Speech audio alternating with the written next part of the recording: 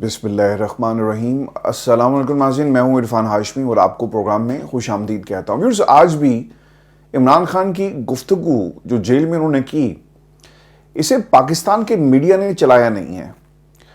और ये एक दफ़ा नहीं, 1000 मरतबा ये हो चुका कि इमरान खान जो भी जेल से पैगाम देते हैं, आपको main stream media television screens पर ये नज़र नहीं आएगा, बल्कि टॉक शोज में इमरान खान का नाम लिए बगैर उसके ऊपर तज्जिए आप सुन सकते हैं।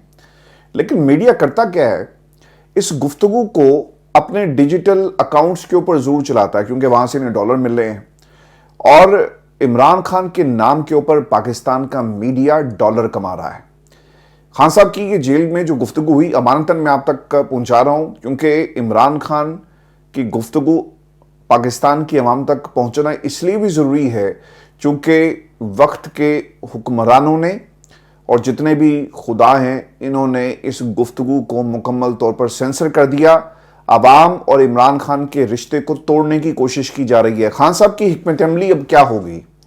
जेल में गुफ्तगू करते हुए उन्होंने कहा कि अगर हमारी बात और मुतालबात को तस्लीम नहीं किया जाता तो डेडलाइन ख़त्म हो रही है और हुकूमत हमारे मुतालबात पर संजीदगी नहीं दिखाती तो हमारे पास सिविल नाफरमानी के अलावा कोई हल नहीं है और पहला मरहला यानी तरसीलात ज़र का मुकम्मल तौर पर बाइकॉट शुरू कर दिया जाएगा। मैंने व्यूअर्स पाकिस्तान से बाहर अमेरिका में, इसके अलावा बरतानिया में, सऊदी अरब में, जहाँ भी मेरी बात हो सकी, जिससे मैंने गुफ्तगू की, लोग ये कहते हैं कि हम तरसीलात ज़र पाकिस्तान नहीं भेजेंगे। अब ये लोगों का इंडिविजुअल एक्ट भी हो सकता है, ये इमरान खान से मोहब्बत भी हो सकती है, लेकिन लोग जिससे भी आप बात करें ना, तो वो इस आवाज़ पर लब्बैक कहने के लिए तैयार आपको नजर आएगा। अब खान साहब ये भी कहते हैं कि हुकूमत को हमारी कीमत चुकानी पड़ेगी। उन्हें अंदाज़ा नहीं कि सिविल नाफरमानी की तहरीक इस जाली हुकूमत के लिए कितनी मोहलिक साबित होगी। अगर हुकूमत हमारे मुतालबात पर संजीदा है तो फौरी तौर पर मुज़ाकरात का आगाज़ करे। अच्छा, एक चीज़ मैं आपको बता दूँ, ये जो सिविल नाफरमानी की जो तहरीक थी, मैंने इस पर तहरीक इंसाफ, बरतानिया और अमेरिका और फिर जहां जहां भी इनके चैप्टर्स मौजूद हैं उन सब से बात की, तो ये पहला फेज होगा। ओवरसीज पाकिस्तानी तरसीलात ज़र को रोकेंगे। दूसरा फेज आपको पाकिस्तान में नजर आएगा। सिविल नाफरमानी सिर्फ ये नहीं है कि तरसीलात ज़र को रोक लिया जाए, बल्कि हर उस लेवल पर जहां हुकूमत और अवाम का रिश्ता है, हुकूमत और अवाम का ताल्लुक लेन देन के हवाले से, बिलों की अदायगी के हवाले से जो आपको नजर आता है, इसके ऊपर भी बाइकआउट किया जाएगा। और ये पहला मरहला है जिस पर इमरान खान ने अपनी पार्टी का और अपना मौक़िफ़ जो है वो कौम के सामने रखा कि आपके पास डेडलाइन थी, आप संजीदगी नहीं दिखा रहे, 2 दिन की आपके पास मोहलत थी, आपने उसको भी जो है वो पसे पुश डाल दिया। अब हमारे पास सिविल नाफरमानी की तहरीक चलाने के अलावा कोई हल मौजूद नहीं है। खान साहब ये भी कहते हैं कि इस्लामाबाद कत्लेआम को 1 माह हो गया और कोई महज़िब माशरा होता तो कातिल अपने अंजाम को पहुंच चुका होता, जबकि यहाँ एक जुडिशल कमीशन तक नहीं बन सका। आपने वो जो बच्ची बरतानिया के अंदर जिसे बड़ी बेरहमी के साथ कत्ल कर दिया गया, उसके माँ बाप उसमें मुलविस थे, यहाँ का प्राइम मिनिस्टर उसके ऊपर बात कर रहा है। जस्ट इमेजिन करें कि इंसान की वैल्यू क्या है। जो लोग जो इसमें मुलविस थे, बाप और सुतेली माँ, उसे और चचा को पाकिस्तान से पकड़ कर लेकर आए, यहाँ पर सज़ा हो गई है, लेकिन पाकिस्तान के अंदर कत्लेआम हुआ, लोग मारे गए। किसकी गोली थी, अब ये बहस चल पड़ी है। यार, वो जो लोग मर गए वो पाकिस्तान के बच्चे थे, हमारा नौजवान था, हमारा मुस्तकबिल था, जिसे गोलियों के ज़रिए भून दिया गया। लेकिन उसके ऊपर लोग सियासत ये कर रहे हैं कि ये पीटीआई का था, ये इनकी गोली से मरा, ये हमारी गोली से नहीं मरा। क्या जो केपीके है, ये क्या इलाका गैर में? क्या ये पाकिस्तान के बच्चे नहीं थे जिनके ऊपर रियासत को पूछना चाहिए था कि गोली कहाँ से चली, इन्वेस्टिगेशन करनी चाहिए थी। ये मामला हमने इस हद तक भी नहीं देखा कि लोगों के घरों पर जाकर वुज़रा जो हैं कम से कम उनके साथ खड़े होते, क्योंकि इनको मालूम है, और गोली चलाकर जब हम इनके घरों में जाएंगे तो हमारे साथ क्या सलूक किया जाएगा। एक जुडिशल कमीशन का जी मुतालबा है इमरान खान की तरफ से 9 मई और 26 नवंबर के हवाले से। 9 मई के हवाले से तो आपने देख लिया कि लोगों को सज़ा भी हो गई, इसके ऊपर भी एक ज़बरदस्त किस्म का इमरान खान का रिएक्शन आया। हाँ, सब ये कहते हैं कि हमारे कई लोग गुमशुदा हैं और जब तक हमारे लापता लोगों की तस्वीर के साथ तफसीलात नहीं शेयर की जाती, वो कहाँ कहाँ हैं, तब तक हुकूमत کی کسی بات پر یقین نہیں کریں گے۔ ملٹری کورٹس کے ذریعے سیاسی ورکرز کو سزائیں دینے سے بہتر ہے کہ ملک میں لگے مارشل لا کا باقاعدہ طور پر اعلان کر دیا جائے۔ 9 مئی کے ذمہ دار وہ ہیں جنہوں نے CCTV فوٹیجز چوری کی، جنہوں نے لوگوں پر گولیاں چلائی، وہی جج اور جوری اور جلاد بنے سزائیں بھی آپ کو سنا رہے ہیں۔ یہ جمہوریت نہیں، جنگل کا قانون ہے۔ دیکھیں جی، 9 مئی کے حوالے سے سزائیں دینے کا سلسلہ اب شروع ہو چکا ہے اور یہ رکے گا نہیں۔ پہلے فیز میں 25 لوگوں کو سزائیں ملی، دوسرے فیز میں کسی بڑے کو سزا ملے گی اور اس کا کیس ملٹری کورٹ میں چلایا جائے گا۔ اور اگر آپ پاکستان تحریک انصاف کے اندر سے لوگوں سے بات کریں تو وہ بھی آپ کو یہ بتاتے ہوئے نظر آئیں گے کہ شاید عمران خان کا، شاہ محمود قریشی کا اور باقی لوگوں کا کیس ملٹری کورٹ کے اندر چلا جائے۔ ایک امید تھی کہ کوئی روک سکتا اس پورے اقدام کو، وہ تھی سپریم کورٹ آف پاکستان، مگر اسے بھی انہوں نے خرید لیا، اس کے اوپر قبضہ کر لیا، اور اب یہ آپ کو ان کی ہی ایک طرح سے جو برانچ ہے وہ نظر آئے گی، جہاں سے انہی کے قبیلے سے تعلق رکھنے والے لوگوں کے حق میں فیصلے آئیں گے۔ خان صاحب یہ کہتے ہیں کہ مجھے معلوم ہے کہ القادری ٹرسٹ یونیورسٹی کے کیس کا فیصلہ کیا آنا ہے، یہاں سارے فیصلے پہلے سے لکھ کر آتے ہیں۔ میرے خلاف اڈیالہ جیل میں 3 فیصلے سنائے گئے، تینوں فیصلے اعلیٰ عدالتوں میں ختم ہو گئے کیونکہ سارے کیسز جھوٹے تھے، جھوٹ کا پلندہ تھا، نہ دلیل تھی نہ وکیل تھا جو یہ ثابت کر سکتا کہ عمران خان ان تمام کیسز کے اندر گناہگار ہے۔ حکومت کی غیر سنجیدگی سے میرا نہیں بلکہ ملک کا نقصان ہو رہا ہے۔ میں آپ کو مسلسل یہ بات کافی مہینوں سے بات کہہ رہا ہوں کہ جس دن سے انہوں نے عمران خان کو گرفتار کیا نا اور جیل میں ڈال دیا، یہ لوگ سمجھتے تھے کہ شاید ہماری اس کے اندر جیت ہے۔ کچھ خاندان اور کچھ افراد اپنے اقتدار کی ہوس کے اندر اس حد تک آگے نکل گئے کہ انہیں پاکستان کا جو مستقبل ہے یہ عزیز نہیں ہے، انہیں اپنا مستقبل عزیز ہے، انہیں اپنے بچوں کا مستقبل عزیز ہے۔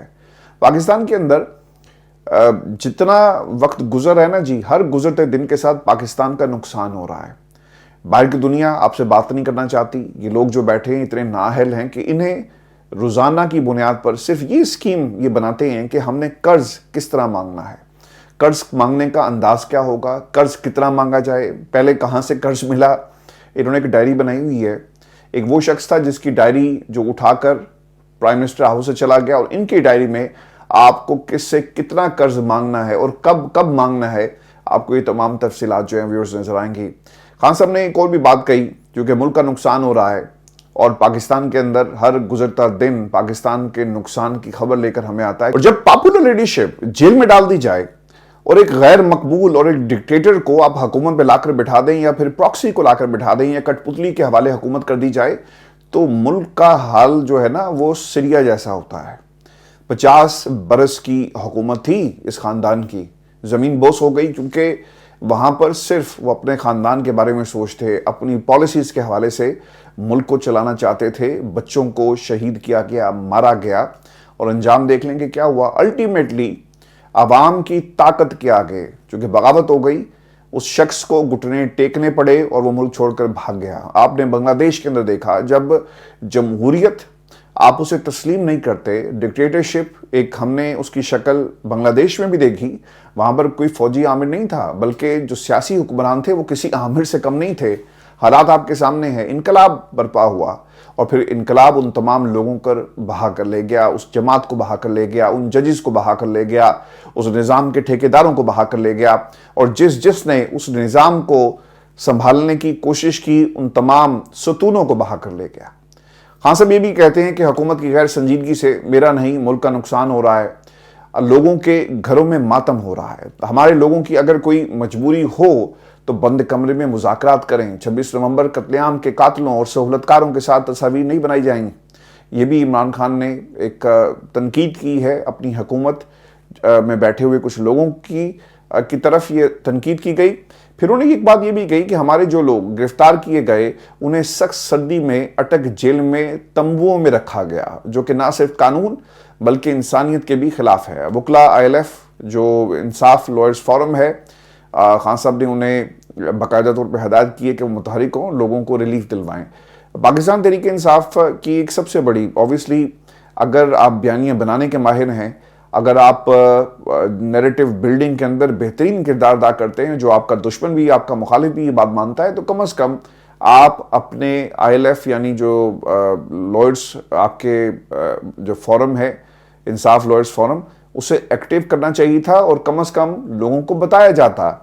وہ میڈیا پر آ کر, سوشل میڈیا پر آ کر آپ کو اپنا سوشل میڈیا بتا سکتا تھا کہ کتنے لوگوں کے لیے اس وقت لائرز فورم جو ہے وہ کوششیں کر رہا ہے, کتنوں کو گرفتار کیا گیا, ان کی ڈیٹیلز کیا ہیں. جب ہم کہتے ہیں نا, کسی سے سنتے ہیں یہ لطیف کھوسہ جیسی جو لاٹ ہے پاکستان تحریک انصاف میں, تو یہ کہتے ہیں جی کہ ہزاروں کی تعداد میں لوگوں کو گرفتار کیا گیا. اگر لائرز فورم متحرک ہو کر ان کے کیسز چلائے تو ایک بیانیہ آپ اس فورم سے بھی بنا سکتے ہیں, لوگوں کو دکھا سکتے ہیں, حقیقت سے آشنا کر سکتے ہیں کہ کتنی بڑی تعداد میں لوگوں کو گرفتار کیا گیا, کس کیسز میں انہیں اندر رکھا گیا اور اس کی حیثیت کیا تھی. آپ کو اپنے ہاتھ سے, یعنی یہ جو محاذ کریٹ کرنے کی ضرورت نہیں تھی حکومت کے خلاف, بلکہ یہ محاذ انہوں نے خود کھولے. صرف ان کی پروجیکشن کی ضرورت تھی جو پاکستان تحریک انصاف بہت اچھا کر سکتی ہے. لیکن اب پیغام آیا ہے عمران خان کا, دیکھنا یہ ہوگا کہ لائرز فورم جو ہے ایکٹیو ہوتا ہے. ورکر کو پکڑ کر جب آپ جیل میں ڈالتے ہیں, کم از کم اس کی پیروی تو کی جائے. اور یہ باقاعدہ طور پر عمران خان نے اپنی پارٹی کے لوگوں کو ہدایت جاری کیا. خان صاحب یہ بھی کہتے ہیں کہ ہمیں امید تھی کہ قاضی فیض عیسیٰ کے جانے کے بعد ہمیں سپریم کورٹ سے انصاف ملے گا, لیکن مافیاز نے ممبران پارلیمنٹ کے اغوا کے ذریعے آئین میں ترمیم کر کے عدلیہ پر قبضہ کر لیا, اور اب عدلیہ کو سیاسی انتقامی کارروائی کے لیے استعمال کیا جا رہا ہے. خان صاحب یہ بھی کہتے ہیں کہ ان حالات کے اندر صرف اور صرف پاکستان کی عوام سے بات ہوگی, ہمارے دو مطالبات کو تسلیم کیا جائے. اگر نہیں کیا جاتا تو پھر ہم باقاعدہ طور پر اس ملک میں سول نافرمانی کی تاریخ کی سب سے بڑی تحریک کا آغاز کرنے جا رہے ہیں. اب سب سے اہم سوال یہ ہے کہ فوجی عدالت کے اندر کیا عمران خان کا کیس لے کر جایا جائے گا. سلمان اکرم راجہ صاحب نے جی اس حوالے سے کچھ سٹیٹمنٹ جاری کی اور یہ کہتے ہیں کہ اگر عمران خان کو فوجی عدالت میں پیش کیا جاتا ہے تو یہ بہت برا دن ہوگا. ملک میں ذوالفقار علی بھٹو کے ساتھ جو کچھ کیا گیا, ہم اسی سے ابھی تک نہیں نکل سکے. 40 برس کے بعد آپ نے ایک لیڈر کو کھو دیا, اور 40 برس کے بعد اس غلطی کی تصحیح اس حد تک کی گئی کہ فیصلہ غلط تھا, لیکن جنہوں نے یہ فیصلہ دلوایا کم از کم ان کو علامتی سزا ہی دے دی جاتی. جو لوگ اس دنیا سے چلے گئے کم از کم ان کو سزا دی جاتی, لیکن کسی عدالت نے ایسا نہیں کیا. اور کیا ان لوگوں کو سزائیں دینے سے کیا وہ 40 سال واپس آ سکیں گے؟ جو جمہوریت کے اوپر شب خون مارا گیا, وہ جیسی بھی جمہوریت تھی, اچھی تھی بری تھی, عوام اس وقت ذوالفقار علی بھٹو کے ساتھ کھڑی تھی. لیکن آپ نے اس ملک کے 40 برس ضائع کر کے ایسے لوگوں کو اقتدار ان کے حوالے کیا جنہوں نے پاکستان کو اس نہج پر لا کر کھڑا کر دیا کہ ہم نے ریکارڈ قائم کیے. ہم نے اپنی ترقی میں ریکارڈ قائم نہیں کیے, ہم ایشیا کے ٹائیگر نہیں بن سکے, ہم وہ ٹائیگر بنے جو صرف اور صرف قرض پر چلتا ہے. دنیا میں سب سے زیادہ قرض جو ہے آئی ایم ایف سے لینے والے ملکوں میں پاکستان کا 3را نمبر ہے, اور یہی ہمارا کریڈٹ ہے, اور یہی پاکستان کی اس حکومت کی خاصیت ہے. اور اس سے پہلے جتنے بھی حکومتیں آئیں کہ انہوں نے ہمیں اپنے پاؤں پر کھڑا نہیں کیا, بلکہ ہم بیساکھیوں کے سہارے, قرض کے سہارے کھڑے ہوئے. یہی ان حکومتوں کی خصوصیت ہے اور یہی ان کی وراثت ہے. ایک اور جو چیز سلمان اکرم راجہ صاحب نے کہی ہے کہ میری مقتدرہ سے اپیل ہے کہ ایسا مت کریں. اس ملک میں بسنے والے شہریوں کو ریوڑ نہ سمجھا جائے. فوجی عدالتوں سے ہمارے لوگوں کو سزاؤں کے باوجود ہم بات چیت کے لیے تیار ہیں. عمران خان نے مذاکرات کی جو ڈیڈ لائن دی ہے اسے وہ بڑھا بھی سکتے ہیں. ہم ملک کی خاطر بات چیت کرنا چاہتے ہیں. ابھی تک حکومت کی جانب سے کوئی رابطہ نہیں کیا گیا. لطیف کھوسہ نے جی اس قسم کی گفتگو کی ہے, گو کہ میں نے اتنا ریلیونٹ نہیں سمجھتا پاکستان تحریک انصاف کی سیاست کے اندر, لیکن جو باتیں کر رہے ہیں وہ میں آپ کے سامنے رکھ دیتا ہوں کہ فوجی عدالت نے 25 افراد کے مقدمات کے جو فیصلے سنائے وہ غیر آئینی اور غیر قانونی ہیں. فوجی عدالتیں صرف اپنے ملازمین کے ڈسپلن پر کارروائی کر سکتی ہے. اگر کوئی سویلین فوجی تنصیب پر حملہ کرے تو فوجی جج اس کا کیس کیسے سن سکتا ہے؟ یہ بات جسٹس نصرت ہلالی صاحبہ بھی کر چکی ہیں, اور اس کے علاوہ جمال مندوخیل نے بھی یہ سوال کیا جو لطیف کھوسہ صاحب یہ جو بات کر رہے ہیں. 26ویں آئینی ترمیم کے ذریعے عدلیہ کو تابع کرنے کی کوشش کی گئی. اب ضروری ہے کہ عدالت عظمیٰ کا فل بینچ متنازع ترمیم کا فیصلہ کرے. سر یہ فیصلہ تو ہو گیا تھا جس دن آپ کو اس کمیشن کے اندر بیٹھنا چاہیے تھا جہاں پر پاکستان تحریک انصاف کے ساتھ پیپلز پارٹی یہ سمجھتی تھی کہ ہم جسٹس منصور کو چیف جسٹس بنانا چاہتے تھے، لیکن آپ نہیں آئے اور دیکھیں آپ نے ایک موقع جو گنوا دیا۔ اب آئی ڈونٹ نو یہ ان کی سازش تھی یا ان کی چال تھی یا for the sake of statement انہوں نے ایک اسٹیٹمنٹ جاری کر دی، لیکن پاکستان تحریک انصاف کو چاہیے تھا کہ وہ پیپلز پارٹی کو منا کر جسٹس منصور کو چیف جسٹس آف پاکستان کے عہدے پر بٹھاتی تو حالات اس وقت مختلف ہوتے، لیکن آپ نے جان بوجھ کر یہ غلطی کی۔ جب ہم یہ چیزیں دیکھتے ہیں نا تو عام جو سوال عام آدمی کے ذہن میں جو پہلا سوال ابھرتا ہے کہ یہ سارے رانگ نمبرز ہیں۔ پاکستان کے اندر نا اس سے ایک ہی بحث ہو رہی ہے، سارا دن پاکستان تحریک انصاف کے لوگوں پر تنقید ہوتی ہے، لوگ فلٹر لگا کر یہ چیک کر رہے ہیں کہ کون رائٹ نمبر ہے کون رانگ نمبر ہے۔ آپ لطیف کھوسہ کے بارے میں ایک لمحے کے لیے سوچ کر دیکھیں تو پتہ آپ کو یہ چلے گا کہ رانگ نمبر ہے۔ شیر افضل مروت آپ کو پوری تحریک کے اندر کہیں نظر نہیں آئے، جو 26 نومبر میں جو کچھ ہوا وہ کہاں تھے اور کس کو لیڈ کر رہے تھے؟ ان کا بھائی آیا، اس سے پہلے ان کی سٹیٹمنٹس ہیں کہ اگر مجھے ڈیوٹی دی جائے گی تو میں حاضر ہوں، نہیں تو آپ دیکھ لیں پاکستان کے اندر بہت سارے لوگ ان کو بھی رانگ نمبر سمجھتے ہیں۔ اور پھر بیرسٹر گوہر، پھر اس کے علاوہ پاکستان تحریک انصاف کی ساری قیادت کہاں پر سٹینڈ کرتی ہے؟ آپ کو رانگ نمبرز لوگ جو ہیں ان کو کہتے ہوئے نظر آئیں گے، ان کے اپنی سٹیٹمنٹس، ان کے اپنے کرتوت ایسے ہیں۔ تو بہت سارے ایسے مواقع آئے جب آپ رخ بدل سکتے تھے سیاست کا، آپ نے یہ سب کچھ نہیں کیا، اور انفارچونیٹلی اس کی قیمت پاکستان کی عوام ادا کر رہی ہے یا پھر عمران خان، بیچ میں کوئی نہیں ہے۔ یہ سارے جو ہے ریلو کٹے ہیں، سارے رانگ نمبرز ہیں جو صرف اپنے مفاد کے لیے لگے ہوئے ہیں۔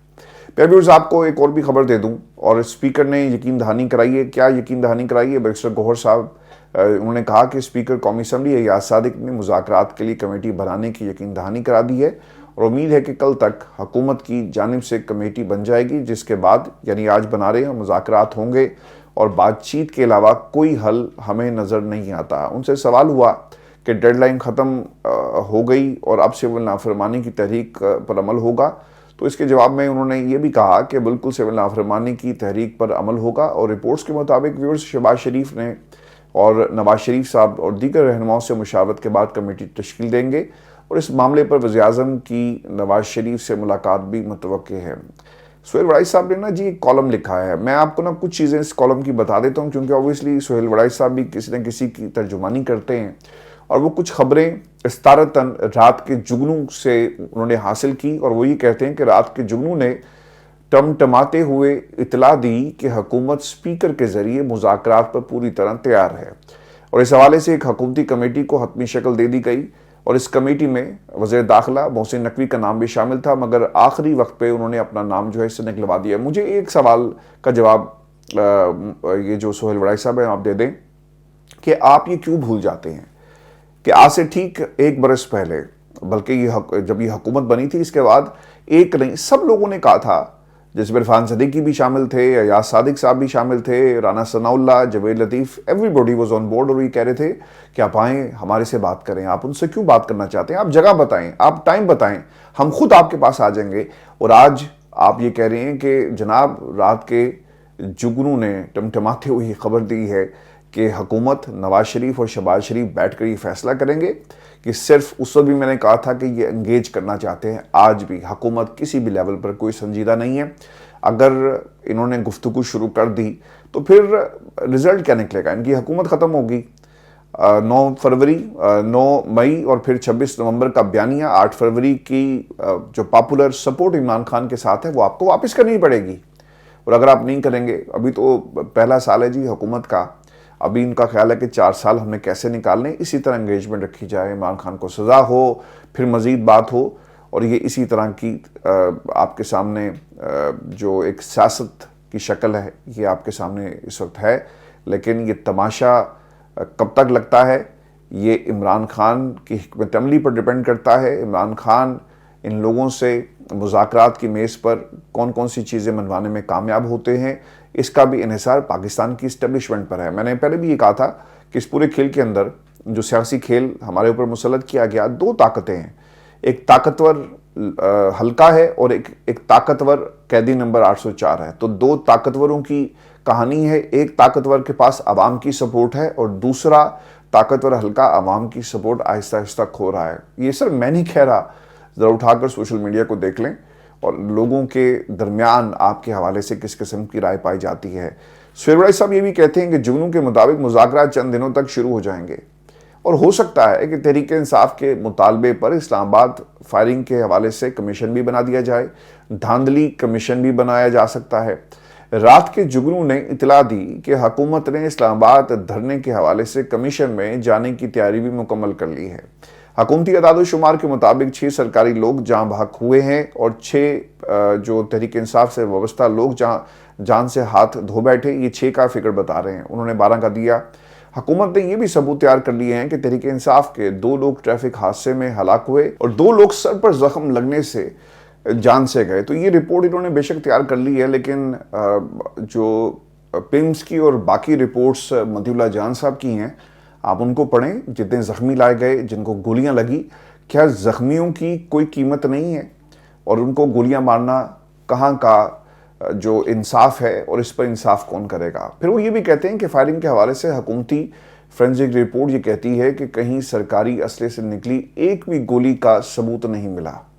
تحریک انصاف کے جن لوگوں کو گولیاں لگی ہیں ان کا پوسٹ مارٹم نہیں ہوا اور انہیں دفنا دیا گیا۔ اگر تحریک انصاف نے مطالبہ کیا تو حکومت ان کی قبر کشائی کے لیے بھی تیار ہے۔ جگنو نے جو اطلاع دی ان سے ایسا لگتا ہے کہ مذاکرات ہوں گے۔ پاکستان تحریک انصاف کی طرف سے جو تبدیلی کا نعرہ لگایا گیا، کسی نمایاں سیاسی عدل بدل کا کوئی امکان نہیں ہے۔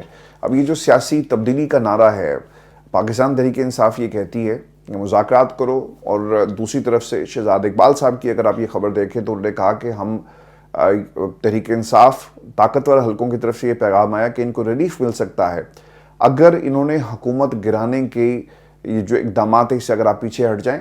تو اگر آپ ان کو ملا کر ویورز ڈاٹ سے ڈاٹ کنیکٹ کر آپ دیکھیں تو ایک چیز بڑی امپورٹنٹ ہے کہ کہیں نہ کہیں خوف ہے، کہیں نہ کہیں ایسی خبریں لانچ کی جا رہی ہیں۔ ان کو لگتا یہ ہے کہ پاکستان تحریک انصاف مسلسل کوشش کر رہی ہے، ان کی حکومت کے پیچھے پڑی ہوئی ہے، لہٰذا اس کو کاؤنٹر کیا جائے، ایک بیانیہ بنایا جائے۔ اور پھر جگنو کی کہانی بھی آپ کے سامنے ہے، یہ سب نے جگنو کو لانچ کیا گیا ہے اور جو ٹمٹماتا ہوا آپ کو یہ تمام خبریں جو ہیں وہ دے رہا ہے۔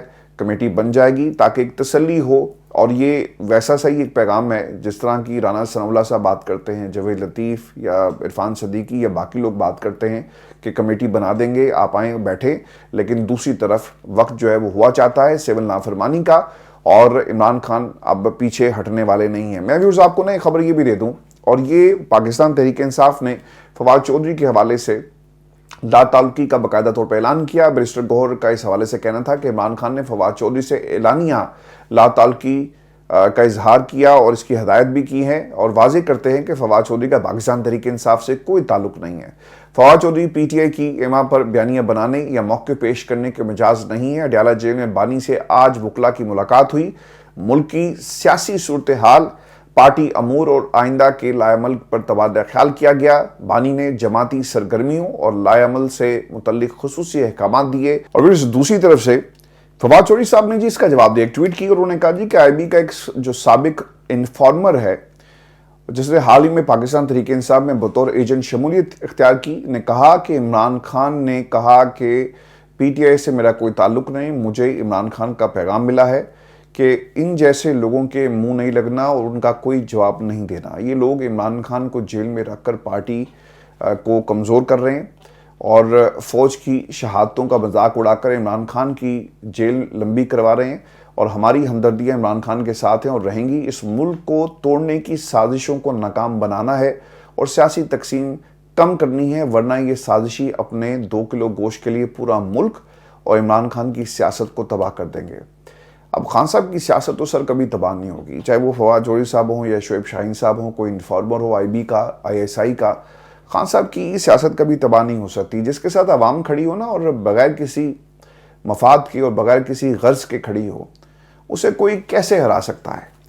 فواد چودھری صاحب نے تحریک انصاف کے رہنما غالباً شعیب شاہین صاحب کی بات کی ہے، اور انہیں شاید انفارمر کہہ کر پکارا ہے، کیونکہ شعیب شاہین نے پی ٹی آئی کے حوالے سے ایک سٹیٹمنٹ جاری کی تھی کہ اندر ایک بات ہوتی ہے اور یہ باہر آ کر، یعنی 1 منٹ ملاقات ہوتی ہے اور باہر آ کر یہ کہتے ہیں کہ جناب میری کئی گھنٹے ملاقات ہوئی، ان کا پاکستان تحریک انصاف سے کوئی تعلق نہیں ہے۔ پھر فواد چودھری صاحب ایک شو میں تھے اور انہوں نے کہا کہ پی ٹی آئی کی موجودہ قیادت کمپرومائزڈ ہے۔ سلمان اکرم راجہ کا پی ٹی آئی سے کیا تعلق ہے؟ شعیب شاہین، لطیف کھوسا، ان کا پی ٹی آئی سے کیا تعلق ہے. تو کچھ باتیں فواد چودھری صاحب ٹھیک کرتے ہیں، لیکن مسئلہ یہاں پر یہ ہے کہ فواد چودھری کی اب شاید ایکسیپٹنس نہیں ہے پاکستان تحریک انصاف میں. وہ لوگ جو الیکشن کے سے پہلے تحریک انصاف کے ساتھ کھڑے تھے، حالات ان کے لیے بھی مشکل تھے لیکن انہوں نے الیکشن لڑا، پاکستان تحریک انصاف کو نہیں چھوڑا. آپ جا کر ترین صاحب کے گھر میں آپ کی تصویریں موجود ہیں، اس کے ساتھ علیم خان کے ساتھ آپ کی تصویریں موجود ہیں. پل کانٹیننٹل میں آپ منہ چھپا کر بیٹھے ہوئے تھے اور آپ کو لگ ہی رہا تھا کہ یار یہ ہم کیا کر رہے ہیں. اور پھر آپ نے پوری دنیا نے دیکھا کہ اس جماعت کا کیا نشر ہوا. مجھے تو یقین کریں اب میں خود نام یاد کرنے کی کوشش کر رہا ہوں کہ وہ جماعت کون سی ہے علیم خان کی، مجھے تو اس کا نام بھی یاد نہیں ہے. تو لوگوں کو ان کی سیاست کیسے یاد رہ سکتی ہے؟ ضرور نام بتائیے گا جی، میں تو بھول گیا ہوں. واقعی میرے ذہن سے وہ نام نکل گیا ہے کہ اس جماعت کا نام کیا تھا جس پلیٹ فارم پر ترین صاحب نے تمام پیپلز پی ٹی آئی کے لوگوں کو اکٹھا کیا. اس کا جماعت کا نام ضرور ہمیں کمنٹ سیکشن میں بتائیے گا، اور ضرور بتائیں کہ فواد چودھری صاحب جو باتیں کر رہے ہیں وہ کون سی ٹھیک ہیں کون سی غلط ہیں. اور تحریک انصاف کی ایک رانگ نمبرز کی ایک لسٹ تیار کرتے ہیں جی. تو آپ کے نزدیک تحریک انصاف میں کون کون رانگ نمبر ہے، اس حوالے سے ضرور اپنی رائے کا اظہار کیجیے گا. اجازت دیجیے، اللہ نے